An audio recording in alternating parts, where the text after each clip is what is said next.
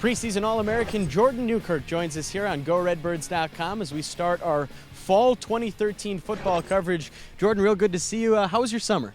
It was pretty good. Definitely, something a little different for me than I'm used to. I was in and out of the weight room and stuff, but more than anything, in and out of the training room due to the injury. But, had a great summer. Things have been going on great, actually, a little bit of ahead of schedule.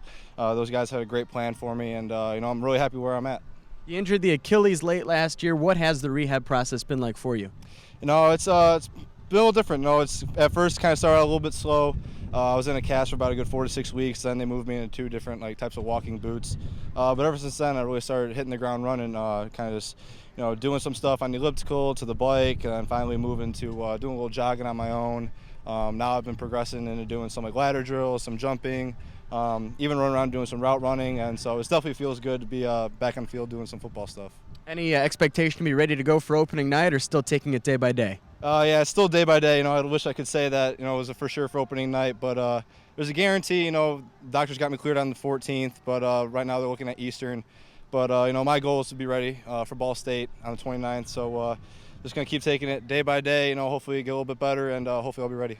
Talking about this team as a whole, is about a year ago, almost to the date we were talking here, and the focus was being very good on the road and finally making it into the playoffs. Yeah. 5-0 last year on the road, a 9-win season, a deep playoff run.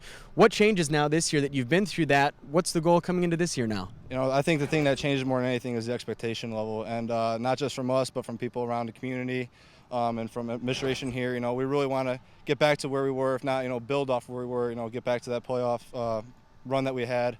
We really felt like we had a sore taste in our mouth ending at Eastern Washington, a game that we thought we could have ended out on top. And so the goal now for camp, just get as best as we can. We lost a lot of special players from a year ago. We got a lot of work to do to replace those guys.